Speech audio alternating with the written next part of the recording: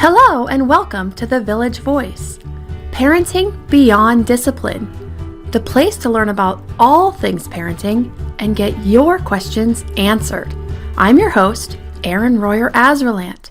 Today, I'm talking about self-esteem, what it is and how we can help our kids develop true, solid self-esteem.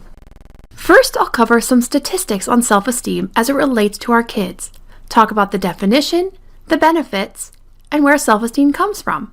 Then I will quickly share the shift in society that happened with trying to build self-esteem that went awry and what we can do to fix it, including some ways to foster a true, healthy sense of self-esteem in our kids. First, some statistics on self-esteem. Research shows that on average, girls' self-esteem peaks at age 9. 9. As a mom of a daughter, this is truly frightening to me. But looking back at my own life, this probably held true for me personally, up until my mid-20s. I then spent my mid-20s and even into my early 30s working hard to turn this all around. I don't want my daughter to have to do that. I want her to have the time and the confidence to go out and do great things rather than spending those years trying to build herself up. More than twice as many girls with low self-esteem than those with healthy self-esteem engage in sex prior to 9th grade. Twice as many. 70% of girls struggle with low self-esteem in the areas of body image, school performance, and/or peer and family relationships. 70%. 7 out of 10 girls struggle with low self-esteem. 75% of girls with low self-esteem engage in negative activities such as bullying, smoking, drinking, self-harming, and/or disordered eating. These are things like binging and purging or severe food restriction. While self-esteem seems to affect girls more prevalently than boys, self-esteem issues in boys have tripled from 15% to 45% in recent years. That's nearly half of all boys. These are some pretty alarming statistics that I would really like to see be reversed. The definition of healthy self-esteem is a realistic and appreciative view of the self. I want to draw attention to the word realistic here. Someone can believe they are a whole bag of chips with guacamole on the side. I don't know, I just made that up, but it works. But if their self-view is not realistic, then it's not true self-esteem. It's narcissism. I'll get back to that in a few minutes when I talk about the continuum of self-esteem. Self-esteem is also a faith in one's ability to handle life's challenges. So again, self-esteem is a realistic and appreciative view of the self, as well as faith in our own ability to handle life's challenges. It stems from 3 places. The first is mastery, which is accomplishment and effort that comes from setting and achieving goals. We set a goal and accomplish it. We master a new skill. We get self-esteem from that. The other place self-esteem comes from is a strong sense of belonging and being needed. So you can see how parents and families can have a big influence in this area. Lastly, it comes from having an effect on the world around us. This starts in infancy. When a baby gets that ball to roll or mom to smile or laugh, that's huge. Those experiences begin to shape baby's self-esteem in a very positive way. Obviously, there are many benefits to healthy self-esteem, and we all know some of them. But I'll go through them just to reiterate its importance and some areas which everyone may not be aware. People and kids with solid self-esteem gain more enjoyment from peer relationships and generally enjoy and engage well in both group and individual activities. They are more willing to try new things and rise to meet challenges. They have better self-acceptance, meaning when they don't do well at something, they can accept areas where they aren't as strong or can rise up to meet that challenge and work harder. So they are more resilient as well. They tend to be more optimistic. People with healthy self-esteem assume more responsibility and ownership of their own behaviors rather than always blaming others when things don't go well. They handle conflict better, resist negative peer pressure, and have a strong sense of industry, an I can do it attitude.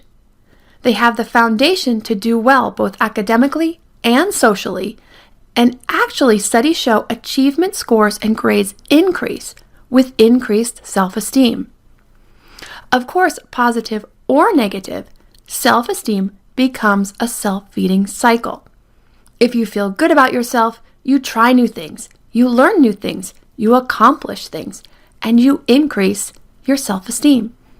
Of course, the opposite holds true as well. So there was a big shift that started somewhere around the mid-1980s in trying to make children feel good about themselves. Dr. Martin Seligman discusses this in his book, The Optimistic Child. This was done through a cultural shift. The idea was that if we tell kids they are good and smart, they will feel good. Give everyone a trophy. Some schools even went so far as to get rid of the National Honor Society so some kids wouldn't feel left out. But this idea has failed miserably. It has backfired because children instead have tended towards developing a false or inflated sense of self, not based on abilities, skills, talents, or hard work, but based on just being in the world. In the goal to build higher self-esteem, modern society has ended up working against its own best interest by taking away a lot of these components that build true self-esteem. I think things have started to shift back slightly, but we still have a lot of work to do. Not everyone is going to be good at everything, and that's okay. But it also has to be okay to get recognition in areas where we do well and where we work hard. I also think part of the problem is some areas of intelligence or skill are valued higher than others. But that's a talk for another episode. The basic point here is that self-esteem has to be built, and a lot of it has to come from the individual. We can support and give opportunities, but it has to be earned. We can't fill our kids up with it. It just can't be given. Before I get into some of the many ways to foster positive self-esteem in kids, I'm going to talk about one last piece that is important to understand to have the entire picture, and that is the continuum of self-esteem. We tend to think of low self-esteem as bad and high as good, but actually there is also inflated self-esteem like I just mentioned, which you can probably already see has just as many negatives as low self-esteem. So let me walk you through the areas of each of these, starting with definitions. The definition of low self-esteem is a low or deflated sense of self.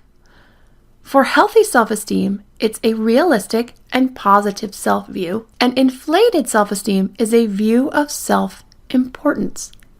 There is also a difference in self-talk for each of these. Someone with low self-esteem often tells himself, "I'm stupid, I can't do anything right," or "nobody likes me." Someone with healthy self-esteem may think, "I work hard and I have skills to show for it," while someone with inflated self-esteem tends to think along the lines of, "I'm better than everyone else. I am awesome regardless of what I do."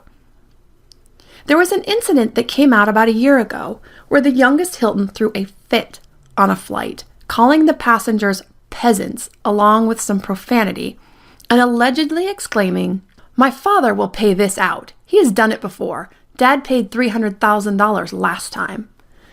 This is a perfect example of that overinflated sense of self that leads to narcissism. There's also a difference in focus between low, healthy, and inflated self-esteem. Someone with low self-esteem will tend to focus on not making mistakes.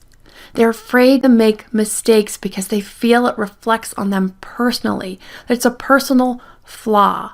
There's a fear of trying new things. Someone with healthy self-esteem will focus on growth and improvement, while a person with inflated sense of self will focus on winning, staying on top, and being right. You might already be able to see how this whole picture is starting to play out.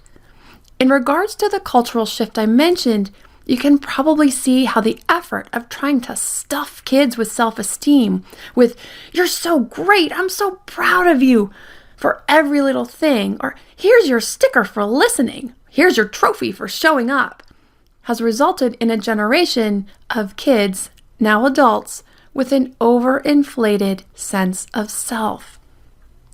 There's a big important piece to this on encouragement versus praise, or what some psychologists also call descriptive praise versus evaluative praise.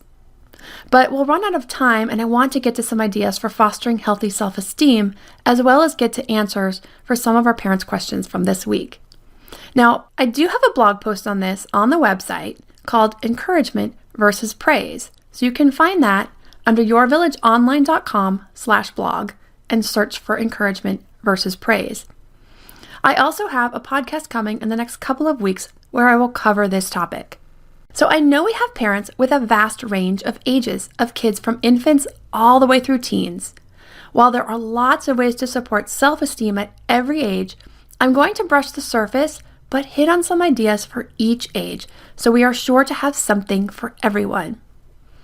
For kids of all ages, and even for adults, having a sense of belonging and being needed builds self-esteem. This means things like unconditional love. I love you no matter what. This doesn't mean we always approve of our child's behavior or that bad behavior or choices are okay. But when our kids do mess up, the message we want to send is, the child is good, but the behavior needs work. Whenever I get mad at my kids or frustrated, or we sit and have a coaching session about their behavior, I always close with "I love you." I tell them, even when I'm mad or disappointed, I still love you. Then we work on helping the child make better choices. I talk a lot about this in my discipline classes, how to discipline for the behavior and maintain the relationship. You want to maintain that relationship. It's important not just for self-esteem, but for maintaining a positive influence on your kids for years to come. Another important one for all ages is to allow room for mistakes. Albert Einstein said, "Anyone who has never made a mistake has never tried anything new." Kids make lots of mistakes, but allow them to make them. It's tough to permit your 3-year-old to pour his own milk when you know he is sure to make a mess. But grit your teeth and do it. He'll feel great for having tried, just so long as you don't overreact when he gets less than a perfect result. When mistakes happen, explain and discuss or coach rather than shaming. Allow your child to share what he could do next time. If he doesn't know, then you can share your thoughts. Recognizing mistakes as opportunities to do better next time. I'm going to say that again. It's important to recognize mistakes as opportunities to do better the next time. Otherwise, your child will become afraid to make mistakes and therefore pull back from challenging himself in the future. Like I discussed, being open to challenges builds self-esteem, so we want to keep this alive. Meet healthy pancakes, waffles, and brownies that taste too good to be true. All of our chef-crafted plant-based baking mixes are made with hidden fruits and veggies and no added sugar. We use upcycled ingredients in all of our mixes to help tackle food waste. Just add water to have your pancakes and eat them too. Join us on our mission to make eating healthy fun. These pancakes and waffle mixes have great flavors. Our favorites are banana chocolate chip and blueberry, but apple cinnamon is a really close contender for our family. Plus, a limited release flavor I cannot wait to try. Vanilla chai pancake and waffle mix with hidden zucchini, dates, and a homemade spice blend. They are really healthy and so easy to make. You can give your kids really delicious pancakes or waffles by just adding water to the mix. And they have these ingredients like sweet potato, cauliflower, dates, and zucchini, but you and your kids would never have any idea. Helping your kids start out their day with whole grains, fruits, and veggies is super fast and simple with Otherworld mixes. Our mixes are plant-based, vegan, and made with hidden real fruits and veggies. And we have a line of gluten-free mixes too. Clean label, no added sugar, no nuts, no soy, and no dairy. From now until December 31st, Otherworld is offering my listeners an exclusive discount of 25%. Head to eatotherworld.com and use my code PARENTING at checkout. That's parenting at eatotherworld.com to get the best deal of the year. When it comes to infants and early toddlers, as I already mentioned, having that effect on the world is huge. They love to move the rattle and make the sound, crinkle the toy that makes that noise, roll the ball, make you laugh or smile. So give lots of opportunities for this, to connect with you and to get reactions from you, as well as play with all of those amazing infant and toddler toys out there. Soon, they are driven to sit and crawl and walk, which does two things for self-esteem. It creates the sense of accomplishment and gives that many more opportunities to have an effect on the world. Now, for toddlers and preschoolers, and this would be around the age of 18 months through 4 years of age, in general, self-esteem is based on how the child expects to be accepted and valued by adults and peers. It's what we call social connectedness. They are learning to play well, how to have a good experience with their peers and family. So toddler-proof your house. Anything you don't want your toddler to have or play with or touch or have a temper tantrum over, toddler-proof for that. The reason is toddlers are natural scientists and explorers. They want to explore. They have to explore. So besides being exhausting for the parent, if a toddler hears no and don't and stop all day long, it can begin to work against the development of that healthy self-esteem. Support healthy risk-taking in your toddler and trying new things. If your child is a climber, take her to the park with the area that is safe for younger kids to explore climbing. Set and teach limits. This comes in with curbing overindulgence and that sense of entitlement that goes along with the overinflated sense of self.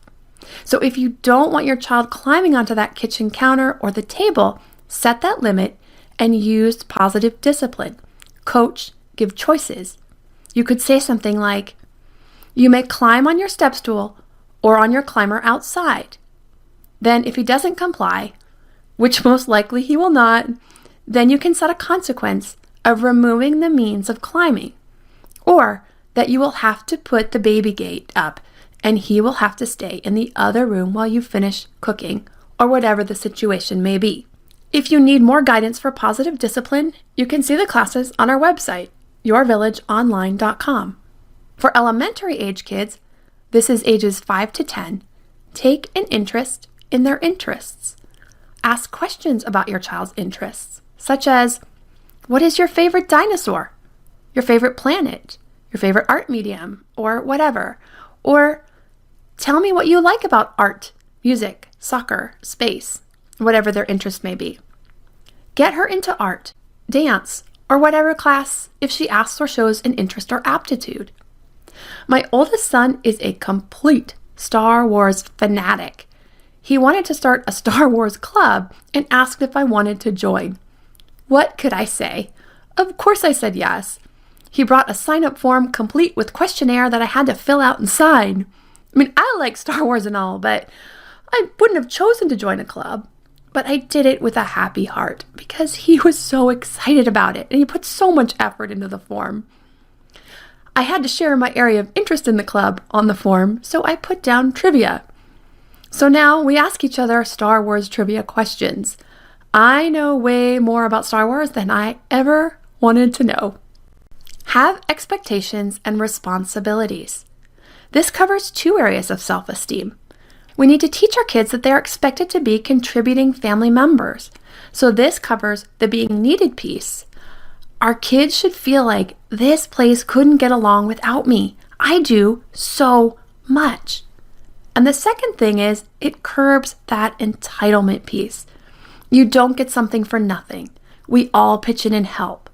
It can teach that privileges are earned in whatever ways you decide to set these up for your family.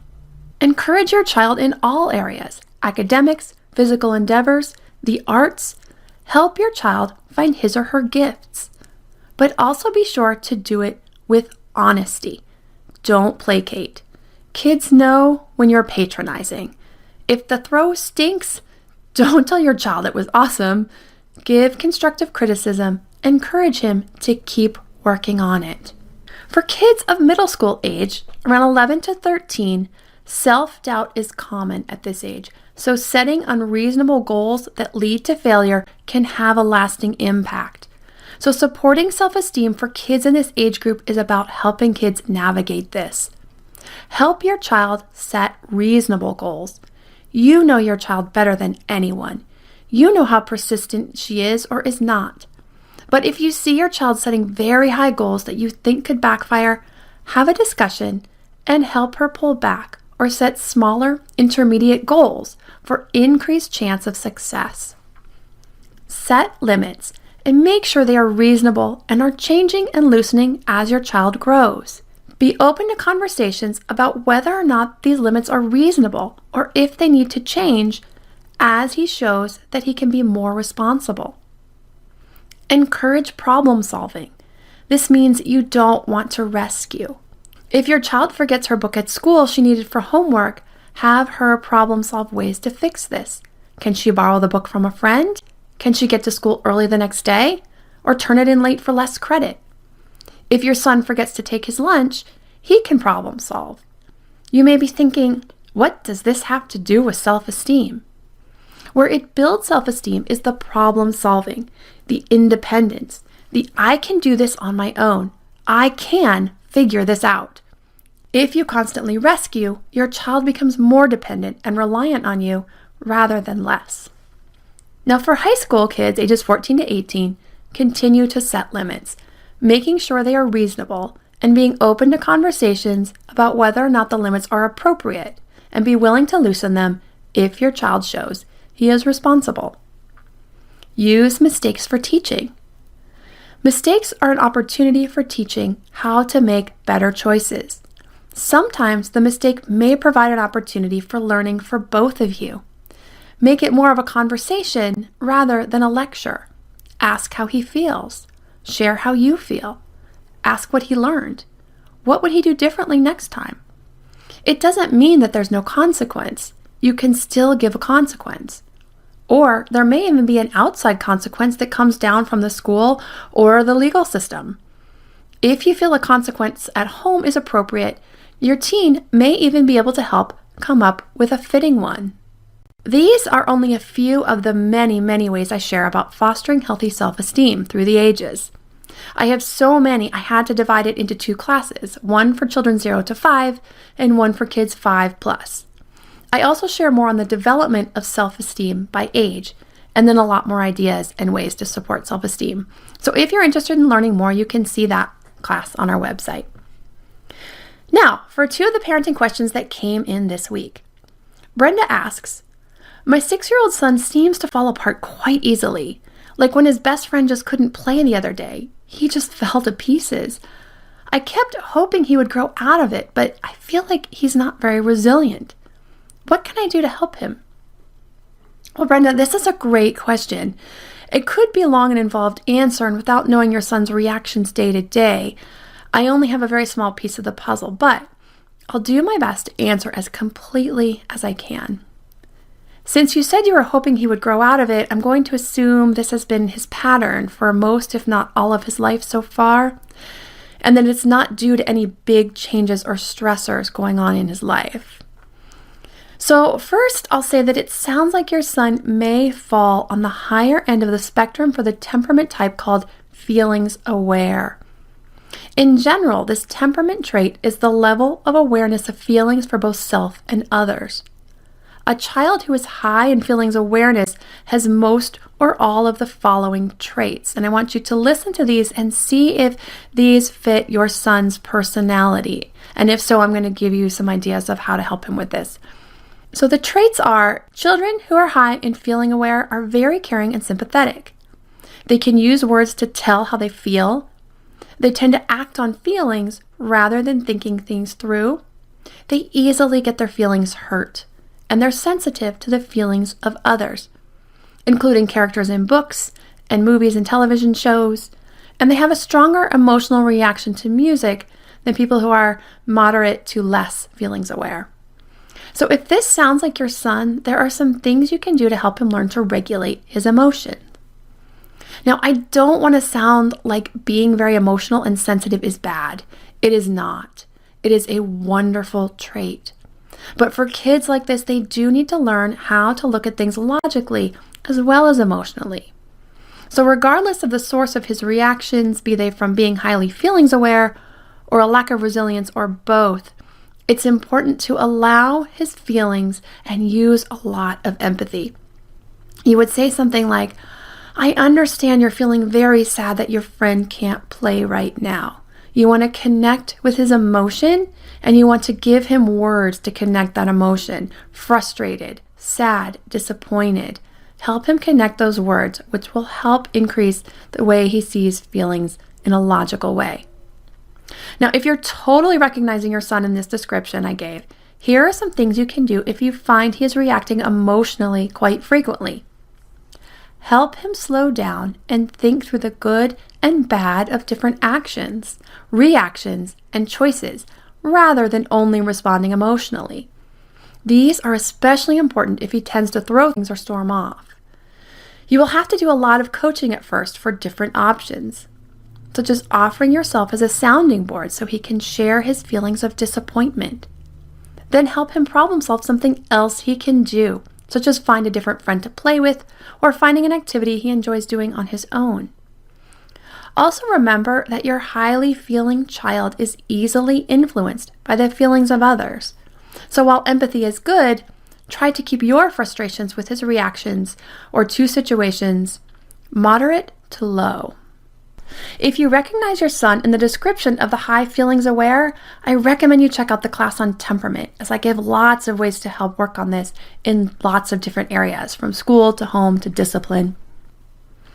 Now I'll touch on the resilience piece, in case this is the area where he might be struggling, or maybe in addition to the feelings awareness.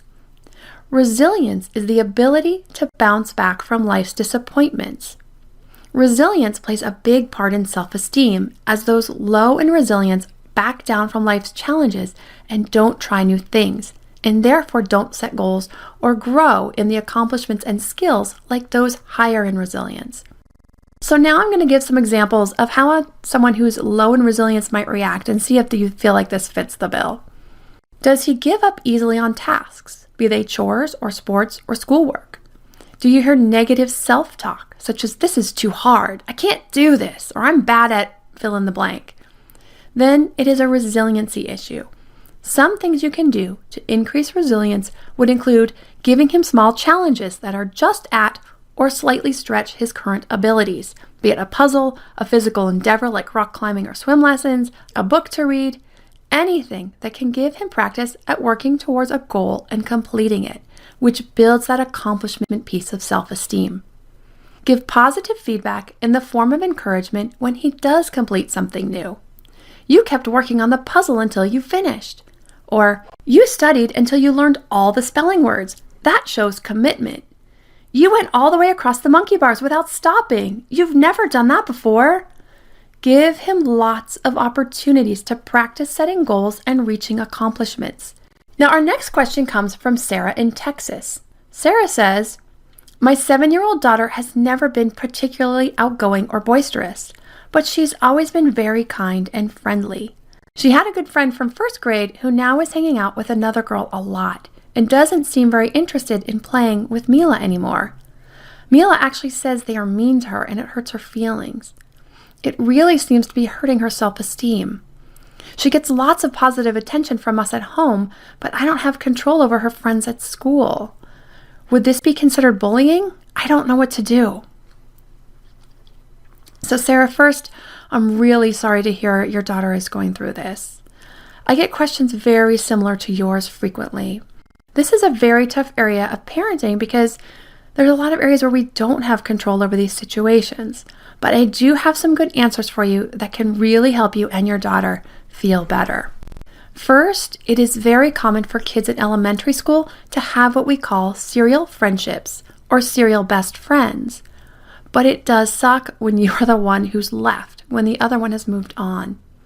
So it may or may not be bullying, and my guess is, given the information you shared, that it is most likely not. But the first thing you want to do is ask your daughter how these girls are being mean. Don't give any leading answers or questions. Just ask open-ended questions such as, tell me more about that. How are they mean to you? How do they hurt your feelings? My guess is that it's simply by feeling left out and not necessarily any outward nastiness. Rather, this is a new friendship these two girls want to explore.